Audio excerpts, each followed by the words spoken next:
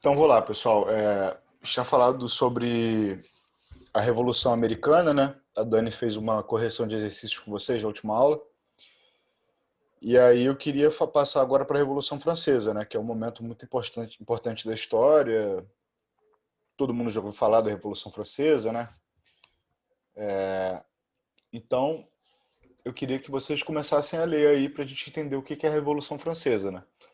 Lembrando que, assim, nessa época, né? Estamos falando aí do século XVII, XVIII, era a época que a França estava vivendo o que era chamado de absolutismo, né? Que era esse poder do rei concentrado, né? Enquanto a Inglaterra passou a cada vez mais viver o que veio a ser conhecido como liberalismo, né? Que é essa questão das revoluções lá deles, que implementaram o parlamento, né? E eles conseguiram manter a figura do rei, mas dissolveram um pouco desse poder. Ele não era um rei absolutista, né? Tão poderoso e absoluto, né? Voltando da palavra do tempo, quanto eram os reis franceses. Beleza? Então vamos ver o que aconteceu com esses reis franceses, que conseguiram manter esse poder absoluto, né? E criar essa identidade de rei absoluto, né? O que aconteceu com eles? Por que a França não é mais uma monarquia, igual a Inglaterra é? A Inglaterra até hoje é uma monarquia, né? Alguma coisa aconteceu aí que a França virou uma república, né? Então a Revolução Francesa é esse momento aí que tudo muda. E aí a França vai passar por um momento de muita instabilidade depois, né? Napoleão, né? Uma política muito engajada, a política dos franceses, né? Eles têm muito essa coisa dos protestos também que rolou lá, não sei se vocês lembram, acho que foi em 2018, o pessoal usando aquelas roupas de amarelas assim. Vocês viram, chegaram a ver isso? Eu lembro, professor. Então, isso aí quer dizer o quê? Que eles têm um movimento popular assim de luta política muito arraigado, né? Muito tradicional do país. Aí a gente vai ver da onde que vem isso aí. Beleza? Uhum. Então pode começar lendo aí alguém, por favor, esse primeiro slide. Eu posso ler? Tá bom. Não precisa ler Tá, tudo, não. Vai até ler no governo, importante do governo, depois eu paro um pouquinho, depois você continua, tá bom? ok. Pode ir, então. Revolução Francesa. Para entender a série de eventos que eventualmente levaria à Revolução Francesa em 1789, é fundamental ter em mente o processo geral europeu. Europeu de transformação das antigas monarquias feudais em Estado absolutistas, que gerou suas mais famosas expressões nesse reino. A partir do reinado do primeiro monarca da dinastia em Bourbon, Henrique Quarto. V, quarto, tá, obrigada. Nada. 1553 a 1610, os soberanos franceses habituaram-se a não convocar os estados gerais e deixar de lado os grandes senhores, preferindo nomear ministros burgueses para os campos mais importantes do governo. Tá, pode parar um pouquinho. Então, gente, a partir desse reinado A leitura que desse. estávamos fazendo. Tudo bem, eu posso aumentar aqui, ó. Depois você. Acho que melhora um pouco, né? Aí o que acontece? Esse rapaz aí do Bourbon, o Henrique IV, né, essa dinastia dos Bourbon, ele foi o primeiro a começar a conduzir esse processo absolutista, né? Que ele parou de chamar esses estados gerais, né? Começou esse processo de você indicação de cargos para burgueses, né? Boa noite, Beth. Então, é importante a gente perceber que tem um processo político aí também para esse absolutismo se consolidar, né? Porque não é como se os reis da Europa medieval fossem absolutos. Não, eles eram muito menos poderosos do que esses reis franceses que vieram a ser conhecidos como reis absolutos, né? Toda essa ideia do monarca num palácio de ouro, com um monte de gente na volta dele, paparicando isso, não era assim na Idade Média. Isso aí foi virar isso aí, uma coisa chamada sociedade de corte. O que é a sociedade de corte? Você tem um rei superpoderoso e para você ganhar favores desse rei, você tem que frequentar a corte dele, você tem que se associar à família dele, tem que casar os seus filhos com né, os primos dele, sei lá, entendeu o que eu estou falando? Então você tem todo esse mundo que gira em torno do rei, gira em torno do palácio, né? E depois a gente vai ver o Palácio de Versailles, né, do Luís XIV, que é o maior rei absolutista, né? Então, já deixando claro aí que esse cara, né, esse Bourbon aí, abriu as portas para o absolutismo. Pode continuar lendo aí, por favor.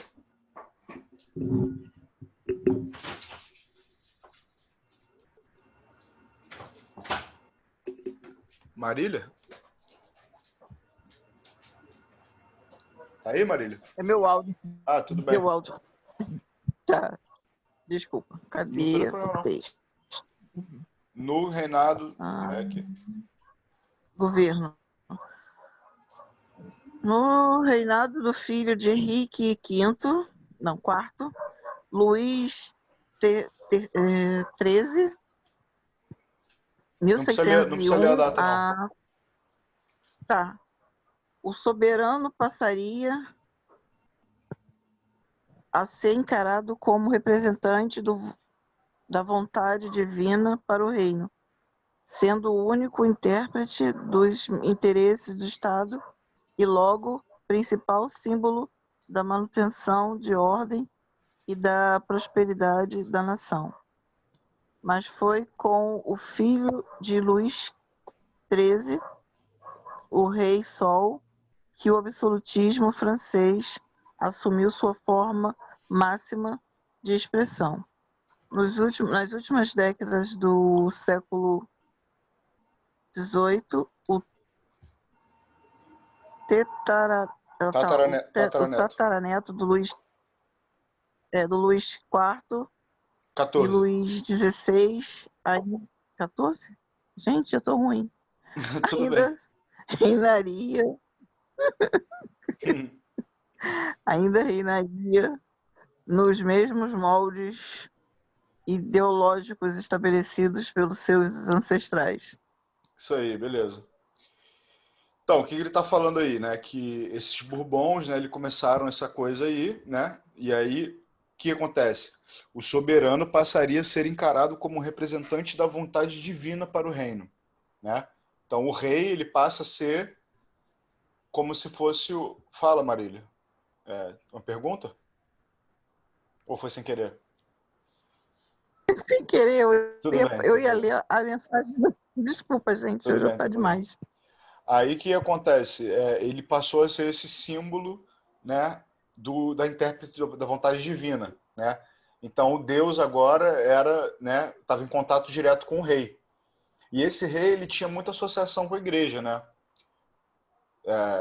Muita associação com o Papa, né? Essa coisa da e às vezes até problemas com o Papa, né? Porque esse poder divino ele era essencial para manter o absolutismo. Então, se tivesse alguma tensão, poderia ser um problema, né? Então, teria que ser um relacionamento bem próximo, porque a França era uma igreja católica, diferente do Reino Unido, né? Da Grã-Bretanha, Inglaterra, né? Que é um país anglicano, né? Vocês viram naquela coisa da Revolução Protestante, Reforma Protestante, que o rei da Inglaterra acabou criando uma igreja para si, né? Então vamos lá. Mais uma coisa falando aqui. O principal símbolo da manutenção e da ordem e prosperidade da nação. Então ele está falando aqui, o rei Luís XIV assumiu a forma máxima de expressão. Então Luís XIV ele foi o rei Sol, né? Foi o cara que construiu o Palácio de Versailles, foi o cara que criou todas essas identidades, né, do absolutismo, como um regime assim de total poder do rei, né? Professor, explica um Oi. pouco sobre essa coisa. Eu não entendi muito bem, parece que foi criada uma igreja, é isso? Não Isso entendi. foi na Reforma Protestante. Você teve essa aula com a Dani? Ah, sim. A Reforma Protestante tem o calvinismo, né? Tem o luteranismo e tem o anglicanismo. O anglicanismo é uma igreja que o rei Henrique VIII, que era um rei muito poderoso da Inglaterra, criou nos moldes do catolicismo, né? Usando uma Bíblia extremamente semelhante, tudo muito parecido, mesma coisa da Igreja Católica, só que dentro dos moldes da igreja do Estado, é uma igreja do Estado, entendeu? É como se você pegasse a igreja católica e falasse, não, agora essa é a igreja brasileira, e você vai ter que pagar dízimo para Brasil, entendeu o que eu tô falando? Não é bem isso, mas é por aí. Ele fez esse... Eu posso fazer uma comparação com o Vaticano ou não tem nada a ver? Não, tem a ver, só que é isso. Como todo mundo tinha que pagar dívida para o Vaticano, todo mundo que era católico tinha que ser associado ao Papa, né? Tinha que ter a bênção do Papa, tinha que ter toda essa boa relação com o Papa. Só que os britânicos não precisavam mais disso, porque eles meio que saíram fora, entendeu? Só que ficou um monte de gente católica ainda na Inglaterra. Isso aí foi dar um monte de problema depois. Conflitos entre religiões, coisas assim. Isso aí mais para recentemente, né? Mas, por exemplo, quem era católico na Inglaterra, às vezes o cara até tinha que vir para os Estados Unidos, vir para uma colônia britânica, sair de lá para não ser perseguido, entendeu? Entendi. Então foi isso aí. Obrigada, professor. Nada, tranquilo. Então vamos lá. Quem pode ler isso aí?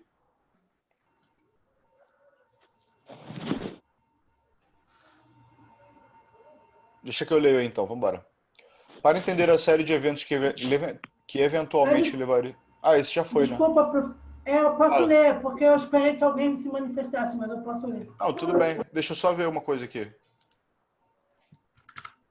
Isso são só umas imagens, né? Para você ver que eu estava falando dessa coisa da sociedade de corte e tem bem essa imagem, né? Das perucas, das roupas pomposas e tal, e é bem por aí, né? Essa coisa Pessoas do luxo. volumosas, as pessoas Alta. volumosas também, né? Bem gordinhas. Era um padrão de beleza que era um pouco mais assim, né? Hoje em dia as pessoas querem, as mulheres também maguérrimas, né? Magérrimas. Aí também é uma coisa até meio doente também, mas aí estamos vendo aqui que tinha toda essa roupagem e tal que era bem do luxo, né? O pessoal da alta sociedade, a mais alta sociedade, as pessoas que conseguiam... Por exemplo, o rei Sol, no dia do café da manhã dele, as pessoas iam para o quarto dele para assistir ele acordando, né? Porque o palácio, a janela abria para o sol nascendo, né? Quando ele fez o palácio, o quarto dele era voltado para o sol. E aí os servos dele iam lá, abriam a luz e o pessoal ficava assistindo o acordar dele. Numa cama, assim, do meu tamanho, a cama. Tá entendendo? Eu fui lá no Palácio de Versalhes quando eu visitei a França. E todas essas coisas, assim, mega luxuosas e tal. E as pessoas assistiam ele tomando café, acompanhavam ele durante o dia dele, entendeu? Era uma coisa de ficar o tempo todo ali atrás do cara, entendeu? Paparicando. Essa figura do rei que vocês já viram nos filmes aí, né? Esse tipo de rei que é o cara que preservado ali, né? Então era por aí. E aqui embaixo, né, para trazer um paralelo, são a população, né, revoltada, que a gente vai ver daqui a pouco aí, que são pessoas que não têm nome, não têm nenhum registro histórico delas, mas elas fizeram muita coisa para que isso pudesse se consolidar, né, essa Revolução Francesa. Quem pode ler aí? A Solange falou que ia ler, né? Vamos lá, Solange. A situação da França, no entanto, era agora crítica no plano político e econômico. Contando com cerca de 25 milhões de habitantes, a sociedade é altamente estratificada. O topo da pirâmide era ocupado por cerca de 120 mil pessoas que detinham cargos na igreja, possuidoras de 10% das terras do reino. O chamado primeiro estado era isento de impostos, serviço militar e até mesmo julgamento em tribunais comuns. Já o segundo estado era composto por cerca de 400 mil nobres, a maioria dos quais vivia em seus próprios castelos ou na corte real em Versalhes. Eles também não pagavam impostos, sendo sustentados pelo trabalho de 98% da população, que consistia, portanto, no terceiro estado, formado por mais de 24 milhões de pessoas de diversos setores sociais, incluindo a mais miserável parcela da população, os camponeses. Na época de Luís XVI, cerca de 80% da renda destes era destinada ao pagamento de impostos. Então, isso aí. Aí já estamos falando do Luís XVI, né? Que é o Luís Uhum. XV depois do Luís XVI.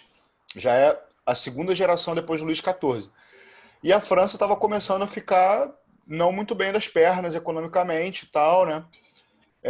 Enfim, guerras que aconteceram e que não foram bem, o modelo econômico deles que não tinha investido tanto em colônia, né? Igual esses outros países como a Espanha, né? Que conseguiram colher esses frutos, né?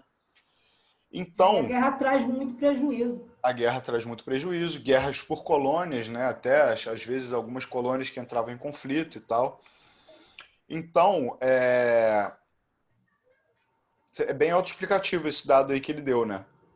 Uhum. Muito poucas pessoas detinham 10% das terras do reino, né? E eram terras da igreja, né? Então a igreja tinha um lugar muito importante dentro dessa sociedade absolutista, né? E aí os camponeses eram 98% da população, né? Isso lembra daquele dado assim que a gente sempre lê que 2% da população tem mais dinheiro do que 98% da população. Vocês já ouviram isso? O Já.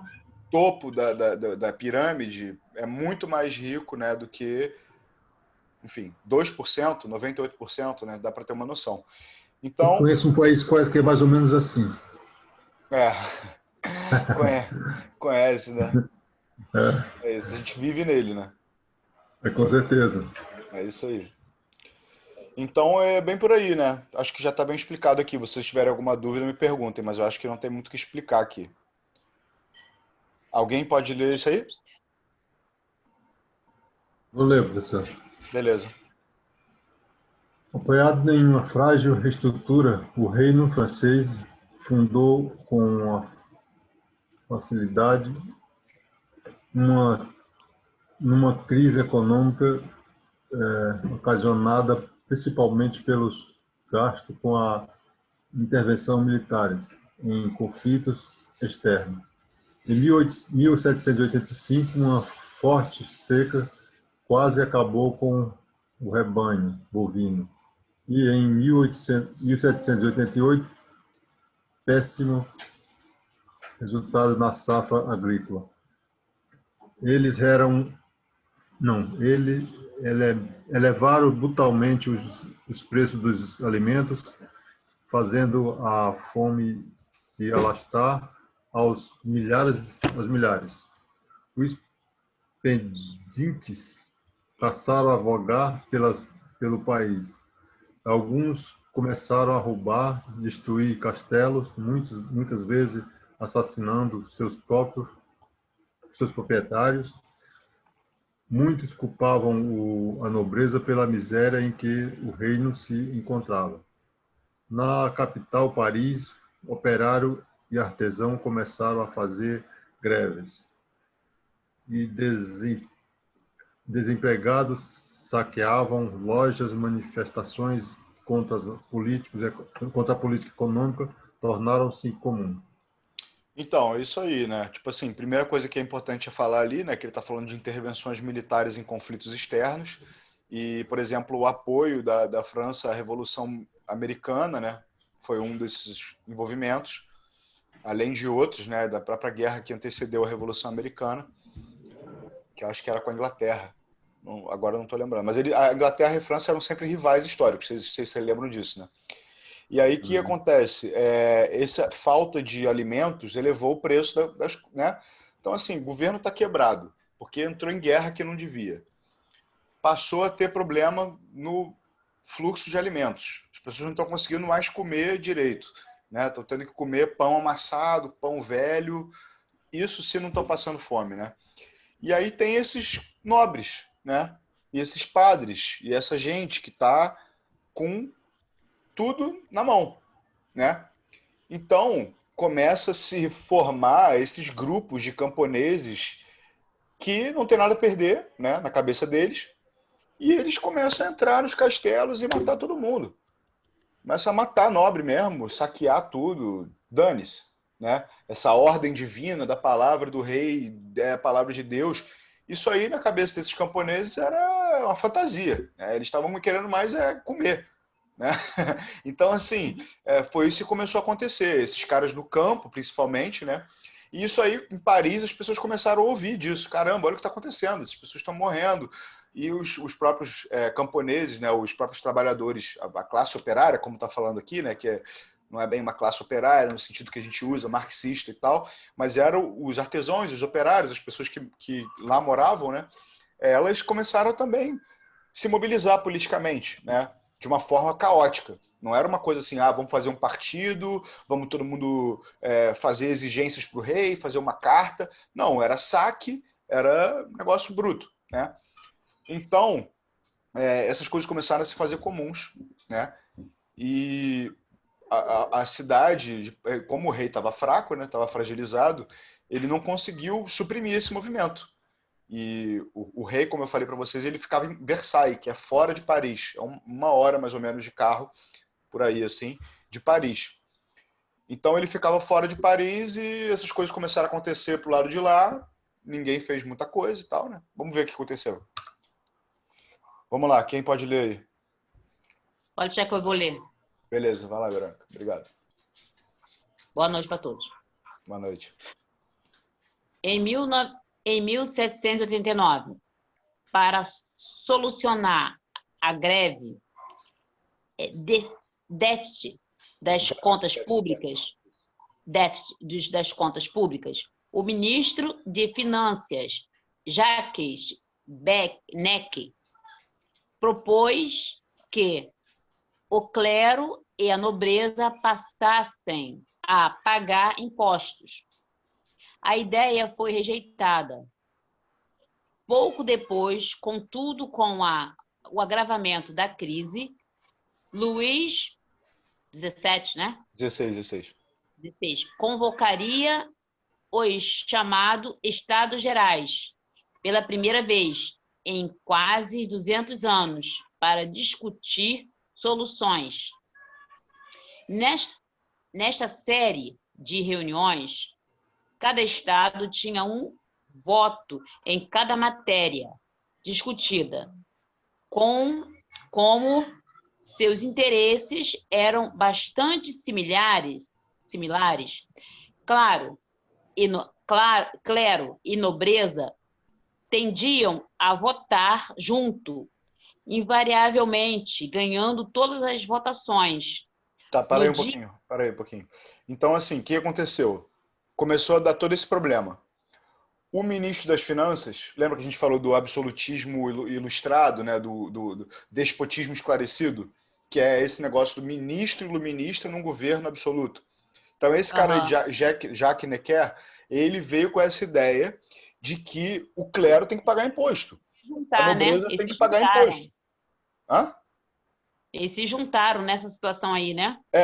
Vou chegar lá, calma aí. Aí, exatamente, ele propôs isso. Aí, não, vamos ter que pagar imposto. Você que tem a maior parte da riqueza, tem que pagar mais imposto. Era isso que ele estava falando, né? Até hoje... Ninguém vai perdendo. Quê? Ninguém vai sair perdendo. Então, aí o que ele está falando? Eu não vou permitir que isso aconteça, o rei falou. O clero e a nobreza são os principais aqui, né? Eles são os 2%, mas são os 2% que interessam. O resto que se lixe. Mas aí começou a dar mais problema, ele falou, não, vamos chamar os Estados Gerais. Esses Estados Gerais, lembra que eu falei lá no começo, que foi a dissolução, a parada de chamar esses Estados Gerais, que tinha configurado o início do absolutismo, né? Que foi a parar de consultar a população. O rei vai fazer o que ele quiser. Então, quando ele convoca os Estados Gerais, depois de 200 anos quase, ele está fazendo uma concessão política. Ele está dizendo, eu não posso ser tão absoluto assim. Eu já vi que eu vou ter que dar essa voz para outras pessoas e tal. Só que o que ele chamou era os Estados Gerais, era essa coisa dividida em três. Clero, nobreza e e seria o terceiro estado, né? A população em geral, o campesinato. Então, ele está falando assim, não adiantava isso porque o clero e a nobreza tinham um interesse semelhante, igual. Então, eles nunca iam votar a favor de uma coisa como essa.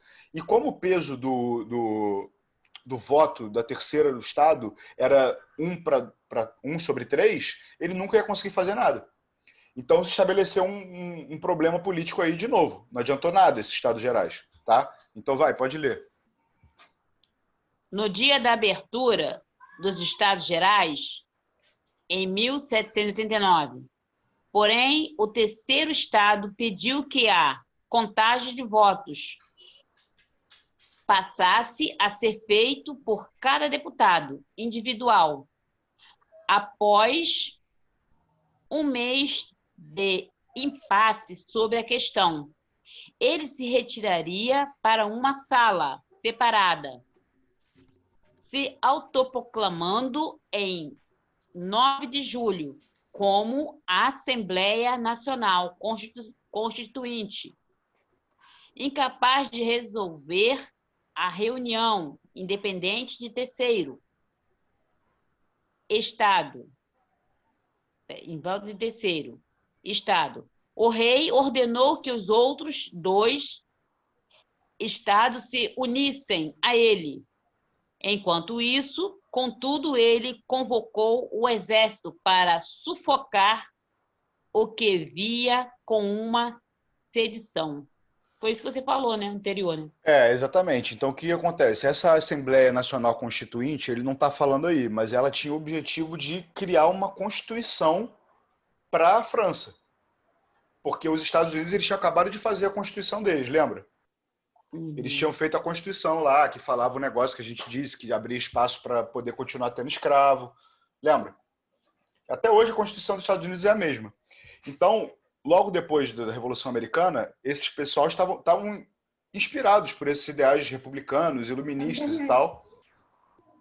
E aí o que acontece? Eles falam, não, vamos fazer uma assembleia, porque isso está uma palhaçada, o nosso voto não vale nada, nós somos 98% da população, então a gente vai fazer uma assembleia, a Assembleia Nacional Constituinte. E vocês têm que aceitar, é isso aí, dane-se. Aí o rei falou assim, cara, que isso? Esses caras estão querendo me dar um golpe, estão querendo separar a França, estão querendo, né? Então eu vou fazer o seguinte, eu vou chamar os meus aliados, que são os nobres e o clero, e eu vou chamar o exército e vou acabar com essa brincadeira, né? Não tô achando a menor graça nisso, de Assembleia Nacional Constituinte. Que história é essa de Constituinte? Eu sou rei. Não tem Constituição aqui. A Constituição é a minha vontade, né? Então é mais ou menos por aí, beleza? Interessante, né? Aí tá essa ideia aqui dos Estados Gerais, né? Que era essa associação entre diferentes camadas sociais, mas assim, que sempre favorecia a vontade do rei, a vontade dos nobres e a vontade da igreja, né? Então, favorecendo toda essa parte aí, que era o primeiro estado e o segundo estado, então a situação não ia mudar nem um pouco, ia continuar a mesma, porque todo o dinheiro e poder ia ficar retido ali da mesma forma. Exatamente. E foi uma coisa assim, o rei ele não conseguiu perceber a gravidade, né? Tipo, acho que os conselheiros dele deviam até estar espertos, né? Por exemplo, esse ministro das Finanças, ele falou, cara, você tem que cobrar imposto aí, porque não está tendo dinheiro, as pessoas estão passando fome e você vai manter esses privilégios aí até quando? Aí ele não quis ouvir. Quando chamou os Estados Gerais, chamou numa de fazer esse voto viciado aí, que vocês entenderam já, né? Então a população falou, cara, já está morrendo gente. Não vai parar aí, entendeu? Vamos continuar brigando. Aí foi isso que aconteceu. Quem pode ler aí? Quando a notícia da traição de Luís 16. XVI se espalhou, grande parte da população se revoltou. Em 14 de julho, uma multidão invadiu os arsenais do governo e se apoderou de cerca de 30.000 mosquetes, rumando depois até a Bartilha, antiga fortaleza onde o governo encarcerava os opositores. E tomou por algumas horas de combate. Para um pouquinho aí, rapidinho. Então, assim, isso aí já é assim, né? Imagina, é igual você aqui no Rio, junta um monte de gente, um bando de candango e vai, invade aí uma quartel da Polícia Militar, começa a pegar um monte de arma. Pô, isso aí é preocupante, né? Para quem está no poder é bem preocupante. Então, assim, 30 mil mosquetes, os caras já estavam assim, com a capacidade militar de um pequeno exército ali, né? Assim, então, começou a ficar bem preocupante. E aí, essa queda da Bastilha ficou muito conhecida, né? Mas, assim, a Bastilha não era uma prisão, assim, caramba, não era como se chegasse ali em Bangu e prendesse e soltasse todo mundo. Não foi isso. A Bastilha, elas tinham alguns prisioneiros, poucos, políticos, né? Ela não era uma cadeia, né? Porque às vezes as pessoas acham isso. Ah, a queda da Bastilha, os caras chegaram na prisão, não sei o quê. Não, não era bem assim e tal. Era uma fortaleza que tinha alguns prisioneiros políticos, tá bom? Então é mais uma coisa simbólica do que um evento assim, né? De, enfim. O pior foi essa coisa de pegar 30 mil rifles, né? Que vamos ver o que vai dar isso aí. Pode continuar. É. Embora tivesse praticamente desativada, na ocasião, ela constituía um dos maiores símbolos do absolutismo, e a sua queda costuma ser tratada como o marco zero da Revolução Francesa. Então, por quê? Por que é o marco zero da Revolução Francesa? Se ela não era um lugar tão assim, né? É porque veio um monte de gente. Isso aí é quase que uma revolução aberta ao Estado, né? Imagina se isso acontecesse, entendeu o que eu tô falando?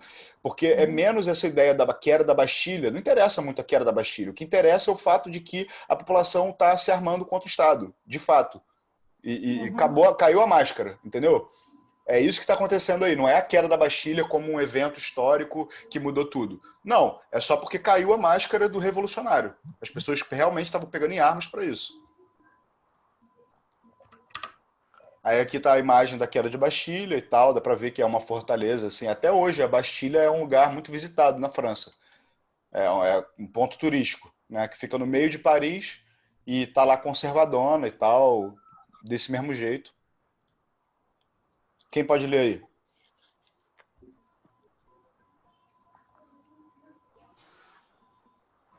Deixa que eu vou ler essa então, vocês leem.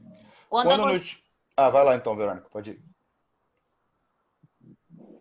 Quando a notícia se espalhou, mais levantes se alastrariam pelo país afora. A sublimação generalizada possibilitou que a Assembleia Constituinte abolisse as leis feudais que ainda vigoravam, suprimindo leis ainda em vigente que privilegiavam clero e nobreza. Além disso, grupos populares armados foram transformados na chamada Guarda Nacional, cuja missão era proteger a Assembleia de ataques. Espera aí então um pouquinho. Então, assim, esses caras, eles já estavam assim, acabou. Estamos fazendo já a Constituição, estamos mudando as leis aqui, estamos em Paris, estamos com um monte de gente aqui, estamos com a Guarda Nacional. Não tem mais rei da França, entendeu? Para eles já estavam dentro do processo revolucionário, tá entendendo? E isso o rei ainda estava vivo, as coisas estavam acontecendo ainda, né? Foi tudo no meio ao mesmo tempo. Tá bom? Pode continuar.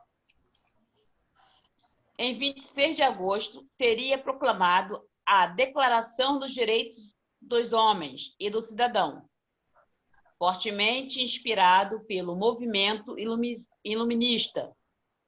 O documento estabelecia a liberdade e a igualdade de todos perante a lei, além de estabelecer a presunção de inocência e liberdade de opinião.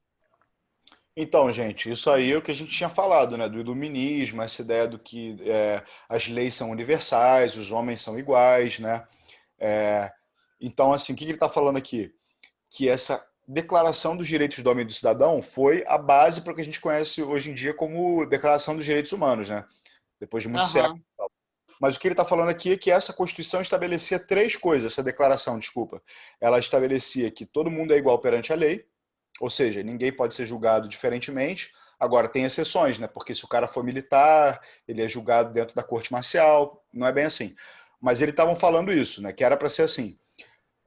Aí depois ele fala assim, além de estabelecer a presunção da inocência. O que é isso? Você só é culpado se você foi provado que você é culpado. Você é inocente até ser provado o contrário, né? Já ouviram isso, né?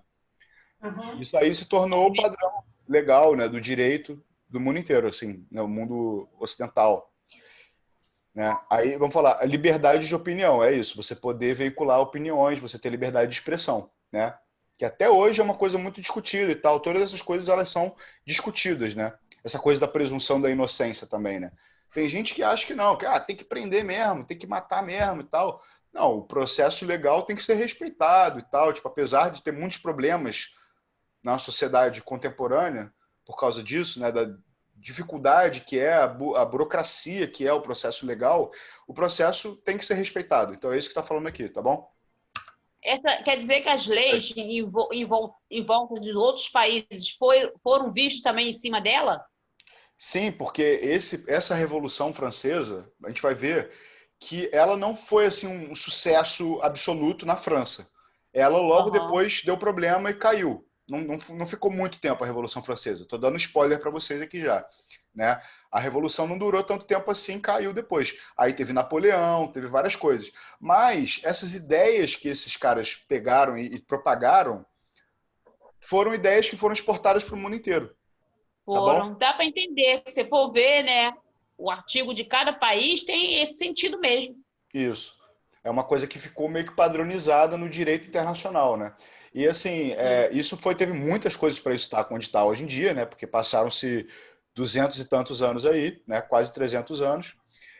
É, Então, o que é isso aí? É uma influência política de um movimento que era totalmente inimaginado. Quem ia imaginar que o governo absolutista da França ia ser sublimado pela população francesa, né? Os 98% mais pobres.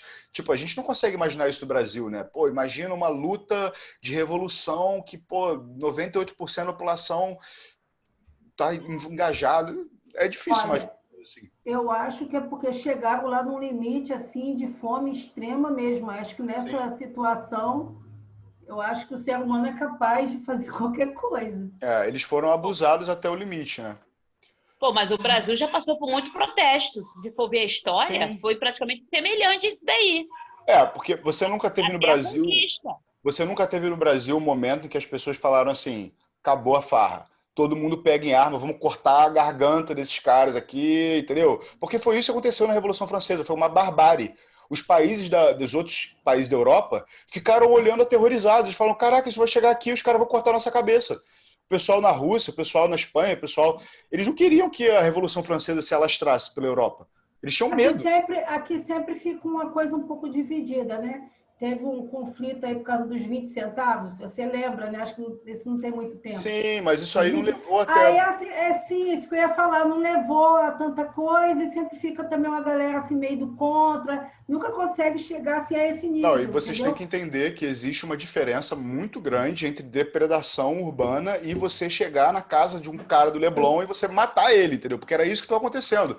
Isso é uma Sim, barbárie absoluta. É o perda de é por qualquer. isso, Entendeu? é por isso que eu também ressaltei, porque a população também devia ter chegado a um nível sei lá, de um limite do nada mesmo, né? Devia estar realmente, tipo assim, não tenho nada a perder, porque assim, vou morrer de qualquer maneira.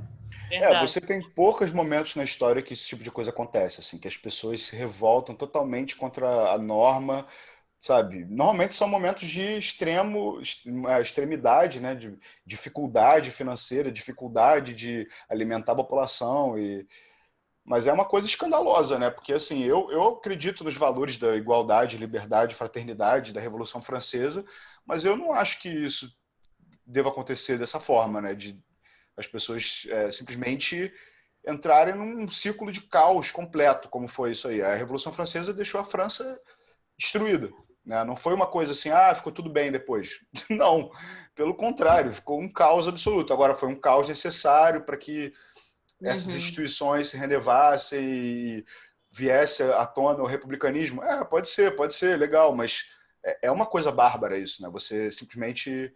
Isso aconteceu também na Revolução Russa, né? Assassinaram a família do Romanov lá e tal. Isso é uma coisa bem extrema, né? Mas vamos lá. Marcante. Vamos lá. Deixa que eu leio esse aí. Deixa eu ler esse, que eu tô a fim de ler. Nos 2 anos que se seguiram, Luís XVI e sua família permaneceram confinados em um palácio em Paris. Então, o que ele está esquecendo de falar aí? Porque o texto pulou um pouco. A população, depois que aconteceu isso, eles forçaram, né? Eu vou ler tudo que ele vai falar. Então, confinados em um palácio em Paris. Eles ficaram meio que presos nesse palácio em Paris, né? Neste período, aconteceu a promulgação da primeira Constituição da França, em 1791. A Carta Magna Francesa estabelecia a divisão entre os 3 poderes do Estado e definia a monarquia constitucional como forma de governo, né? Monarquia constitucional o quê? Pode ter um rei, beleza, mas vai ter que ter um Senado, vai ter que ter um Congresso, vai ter que ter elementos parlamento, né? Uma Constituição. Esses elementos do poder democrático começam a surgir como uma possibilidade de ainda aliar o poder do rei. Porque até aí o rei ainda estava lá. O rei ainda não foi embora. Então, essa divisão dos 3 poderes, né, que é do poder executivo, legislativo e jurídico, que a gente tinha falado que era uma criação de quem? Começa com M o nome dele. Alguém lembra? Iluminista. Começa com M.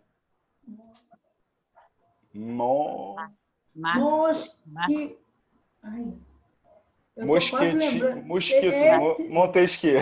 Eu sabia que era um troço assim, cara. Lembra de mosquito disso. É bom. Eu estava lembrando dos mosqueteiros mesmo, alguma coisa Isso.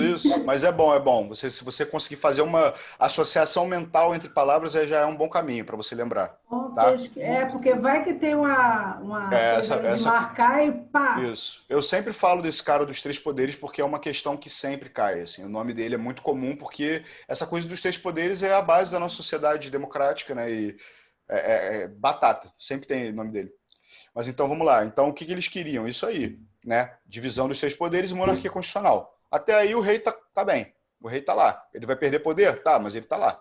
O rei seria o chefe do executivo. Só do executivo, né? Então, não do legislativo e não do jurídico. Tendo a prerrogativa de vetar leis, então ele pode vetar leis, mas o seu poder ainda estaria limitado pelas normas constitucionais. A Constituição vai dizer até onde ele pode ir.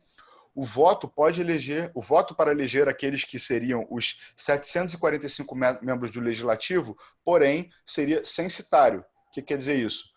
Apenas uma pequena parcela da população pode votar, né?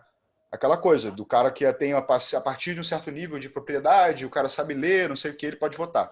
Voto censitário. Lembrem disso também, isso não é importante.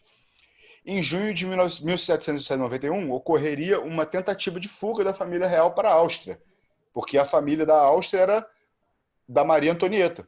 Tá vendo aqui? Terra de nascimento da Maria Antonieta, a família dela de lá.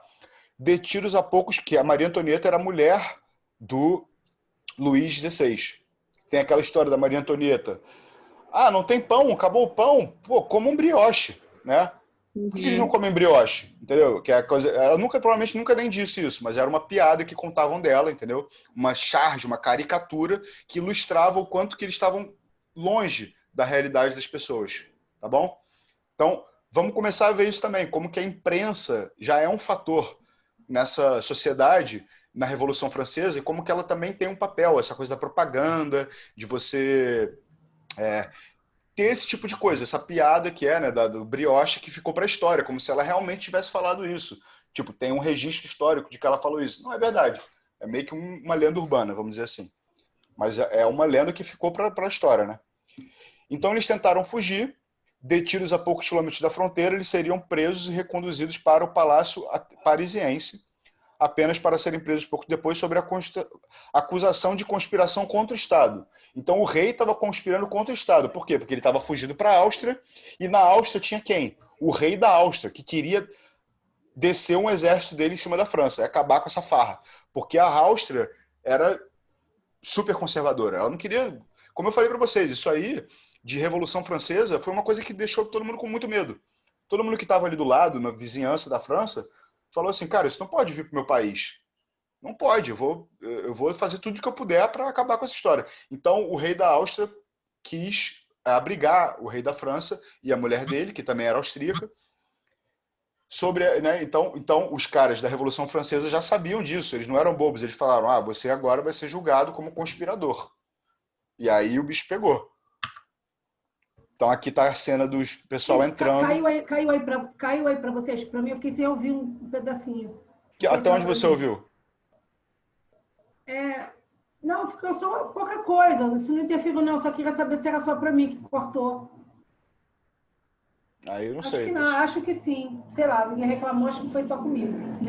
Se você deixou de ouvir alguma coisa, você lembra de onde eu parei, me fala. Não, mas tá tranquilo, porque eu consegui ler o texto todo, dá para prosseguir.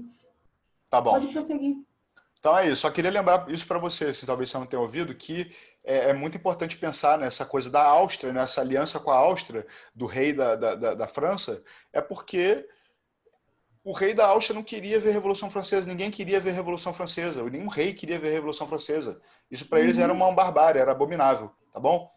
Tá então bom. pode até ser que nesses reinos tivesse um intelectual ou outro, iluminista, nobre, que achasse bonito a Revolução Francesa. Mas quem era nobre de fato, que tinha a vida dependia disso, né, que o cara levava isso a sério, o cara estava com medo. Não tava, na Europa inteira isso começou a virar um medo, tá bom? Então eles atacaram aqui, ó. Atacaram os caras e levaram o rei para prender o rei. Vamos lá, alguém quer ler? Como é que é? Vamos lá. Isso é pequenininho.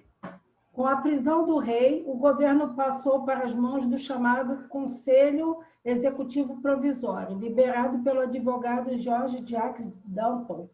A Assembleia Nacional foi dissolvida e substituída pela Convenção Nacional, cujo controle era disputado pelos jacobinos, defensores da República e representantes da pequena e média burguesia, e pelos girondinos, políticos moderados que procuravam negociar com a monarquia.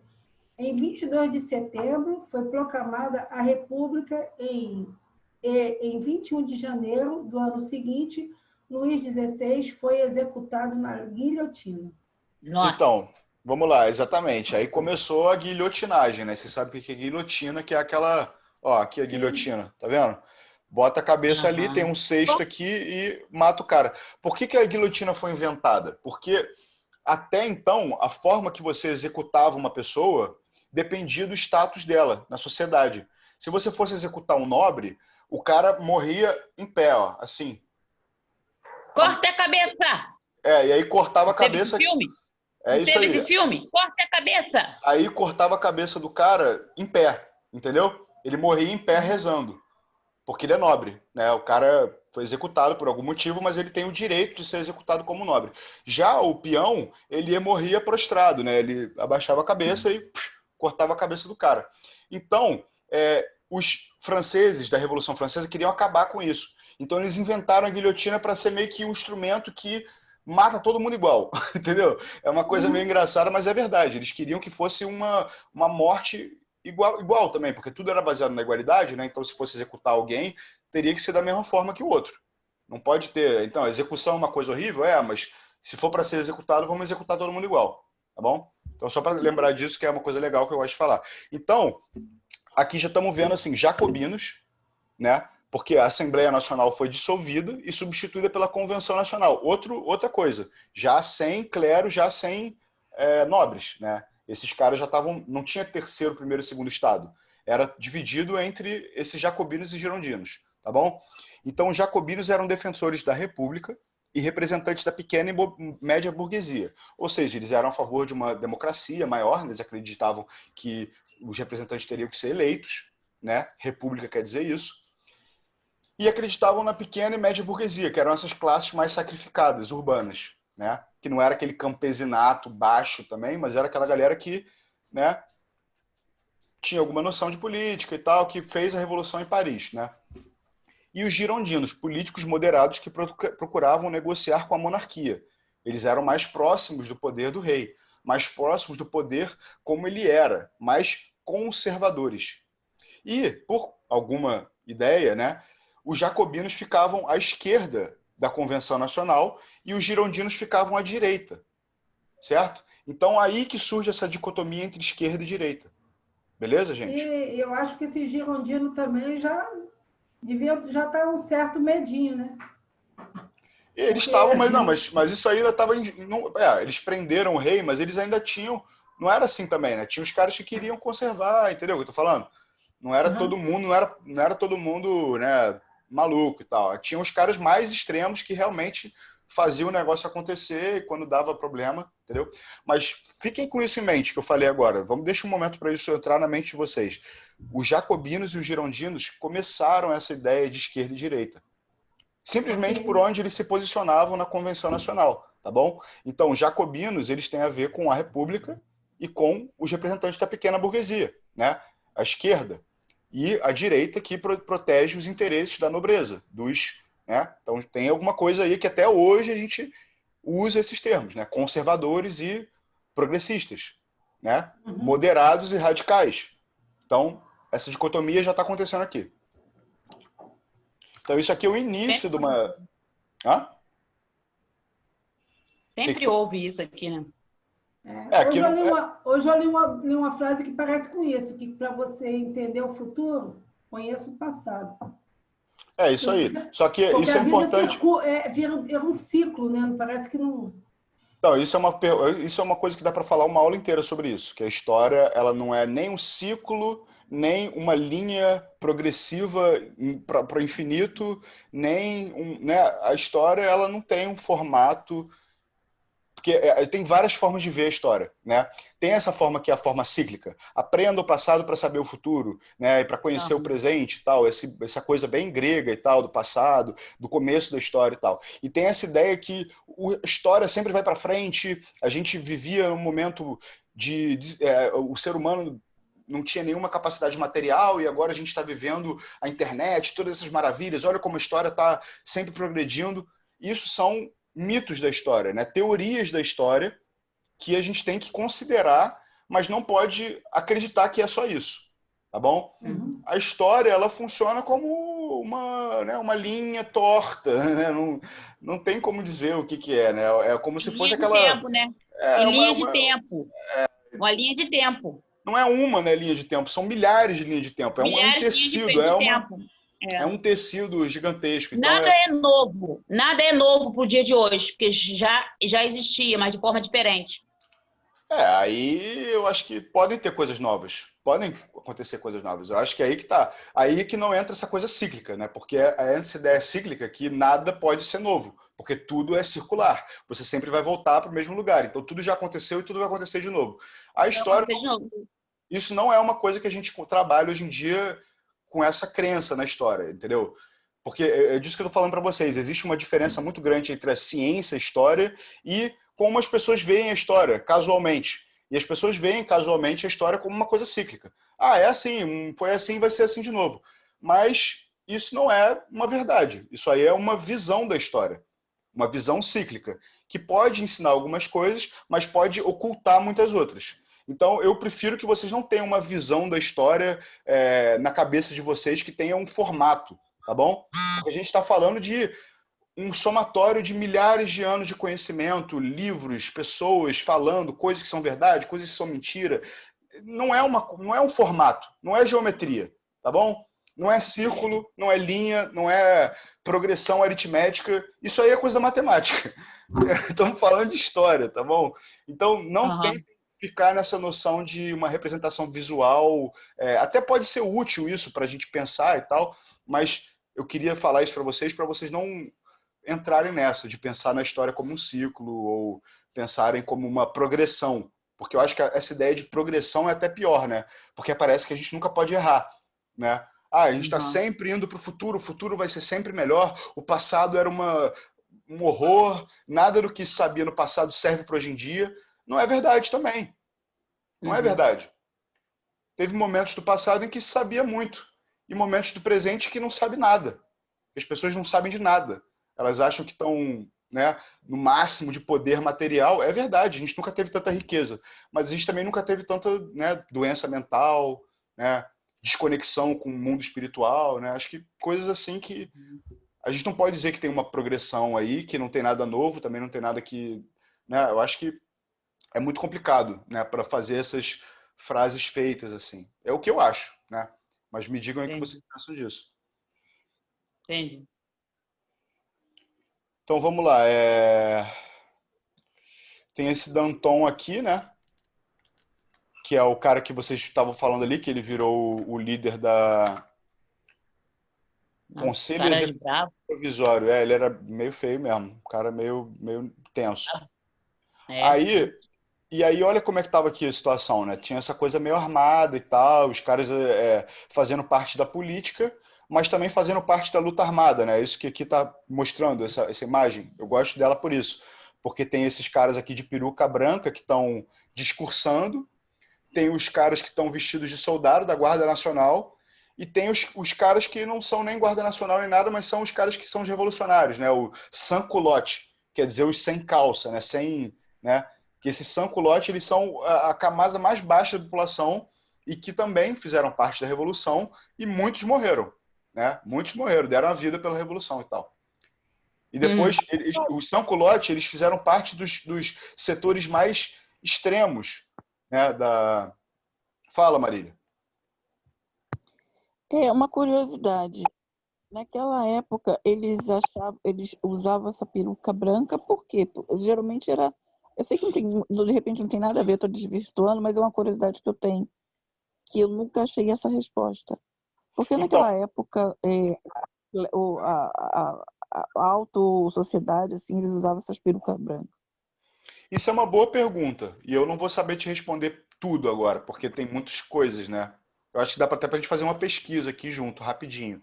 Mas o que eu diria que tem aquela coisa dos piolhos, né? Que isso é pelo menos a verdade aqui para o Brasil, para a corte portuguesa e tal.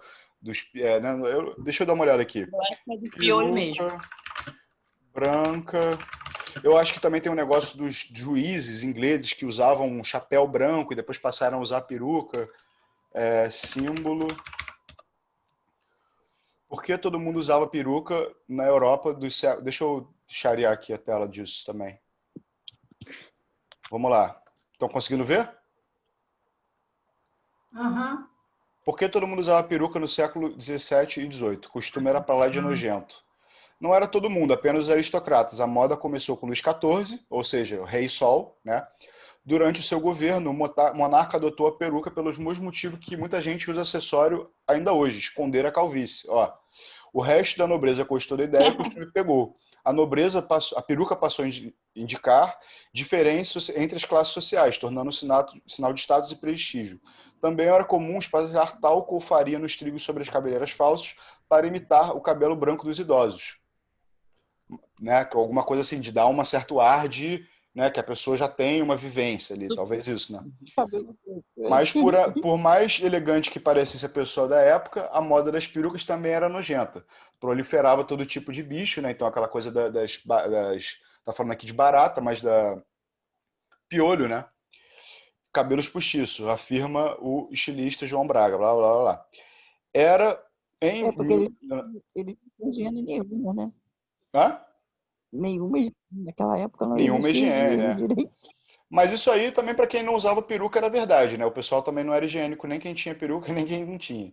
Então vamos lá, a Revolução Francesa veio a guilhotina que extirpou a maior parte das cabeças com peruca. Ó, as cabeças com peruca passaram a rolar, né? Pelo que está falando aqui. Símbolo de uma nobreza que se desejava exterminar, logo elas cairiam em desuso. Sua origem, porém, era muito mais velha do que a monarquia francesa. Olha só, agora é interessante. No Egito Antigo, homens e mulheres de todas as classes sociais já exibiam adornos de fibra de papiro. Na verdade, de fatos para cabeças raspadas por causa de uma epidemia de piolhos. Ah, Piolho. então, é exatamente. A epidemia de piolho causava a pessoa raspar a cabeça e ela tinha que usar peruca. Era exatamente isso. É por isso que eu lembrei que tinha a ver. Hoje, as perucas de cachos brancos, típicas da nobreza europeia, sobrevivem apenas nos tribunais ingleses, onde compõem a indumentária oficial dos juízes, né? E eu já Até sabia hoje, disso. né? Os juízes ingleses usam até hoje essa peruca, porque É. no judiciário inglês era comum as pessoas usarem um chapéu branco que prendia assim bem perto da cabeça. Eu não sei se vocês já devem ter visto alguma coisa assim em filme.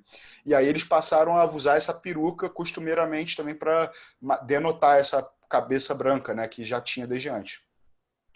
Deixa eu voltar aqui para a aula. Então a pergunta não foi tão fora da aula, né?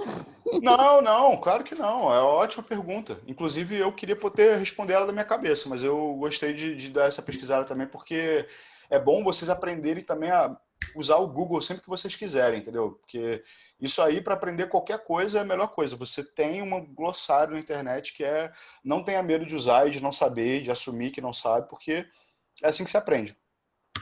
Então, caiu, deu a entender que foi por causa das calvície e também por causa dos piolhos, né? A praga de É, piolho. Eu estudei sobre isso aí. Teve uma praga de piolho mesmo. isso aí. Tá falando até que foi por causa do rei Luís XIV, que a gente viu na aula de absolutismo e vimos hoje aqui de novo, né? Gente, eu não Uhum. sei se dá para fazer esse slide porque já está na hora da aula de física, né? Então, daqui a 3 minutos. Vocês querem que eu leia aqui Muito- rapidinho, explicar, enquanto o cara ele já mandou o link para vocês? Ah, Não. eu acho que ainda dá tempo. Assim, bem rapidinho dá. Tá, vou falar então. Uma Constituição republicana foi em breve relaborada, concedendo o sufrágio universal masculino. Deixa eu ver se eu tinha uma coisa mais falada aqui. Não. Agora, predominantemente, a Convenção Nacional, por sua vitória nas eleições, né, os jacobinos tiveram uma vitória nas eleições, os jacobinos tiveram a força necessária para enfrentar a investida contra-revolucionária liberada pela Áustria. Então, a Áustria, depois de cortar na cabeça do rei, falou, não vai ficar assim isso, a gente vai acabar com essa palhaçada e vamos entrar aí. Aí foi, né? O rei da Áustria criou esse exército. Em abril de 1793, foi criado o Comitê da Salvação Pública, que é um exército para defender eles dos austríacos, que convocaria cerca de 300 mil homens para a guerra. Além disso, foi criado o Tribunal Revolucionário, né, que aí começa o problema, porque começa a cortar a cabeça de um monte de gente que não necessariamente estavam mal intencionada ali, eram oponentes políticos, estavam falando a coisa errada no lugar errado, na hora errada. Então aí começou o problema interno da Revolução Francesa, porque a Revolução Francesa se estabeleceu, mas começou a ter brigas internas. Tribunal Revolucionário que julgaria diversos suspeitos da traição da Revolução. Era o início da época do chamado terror. Então, o terror ficou conhecido como essa fase do governo do Convenção Nacional que as pessoas estavam sendo executadas por suas crenças políticas ou por suas associações políticas partidárias, né? Até 1794, que foi o fim do terror, executaria cerca de 35 mil pessoas, entre elas a rainha antiga Maria Antonieta e o próprio Georges Jacques Danton. O Jacques Danton, ele era esse cara aqui, ó. Esse cara aqui. Ele era o líder do Conselho Executivo Provisório, advogado. Então ele foi degolado, o cara que era um dos principais articuladores da Revolução Francesa. Para vocês verem como é que o negócio ficou doido. Aí aqui tá Eu o... tive um professor, eu tive um professor de história que teve um desenho que foi representado nesse período aí, um desenho mesmo. Aí foi o que foi montar, corte a cabeça! É isso aí. Nesse período, por causa dessa. Você Muita cabeça corta. Hã? virou meio que uma frase para se referenciar esse período, né? Ah, corta. Mas esse negócio do Isso. corta-cabeça é do Alice do País das Maravilhas, da rainha. Nesse A período aí que foi o rainha, professor a de história. rainha da Alice dos País das Maravilhas que fala, corta a cabeça, corta a cabeça. Isso, corte a cabeça. Foi nesse É, período dessa Jacolina aí para cortar a cabeça. Nesse então vamos período lá. aí. Terror, né? Lembra disso aí, terror, o nome disso. É o período terror. Eu acho que é isso, isso é grandão. Deixa eu ver se ele já mandou aqui o link, para vocês não ficarem... Ele Aí, já mandou sim, chegou o momento beleza. lá. Olha ele aqui, não tão emocionante quanto a Revolução Francesa. Beleza, gente. Então vai lá, eu agradeço a presença aí. Obrigadão. Beleza? Na próxima aula a gente continua aí com a Revolução Naveguei na Francesa. história. Hã? Naveguei na história. Ah, aí sim, essa é a minha intenção. Eu estudava muito no SESC, e o professor de história, ele passava muito sobre isso aí, mas em cima de filmes, desenho, entendeu? Relatava tudo isso aí. Ficou Legal. tudo marcado, né? Ficou tudo marcado esse período aí. É, muita referência até hoje e tal. É importante mesmo a gente saber por causa dessas referências. Verdade. Muito Ok, obrigada, Bruno, tá? obrigado, hein? Valeu, eu que agradeço aí, pessoal. Boa noite aí Obrigado. para todo mundo. Boa Boa aula. noite. É, Tchau. Tchau, tchau. tchau. Tchau. Bom final de semana.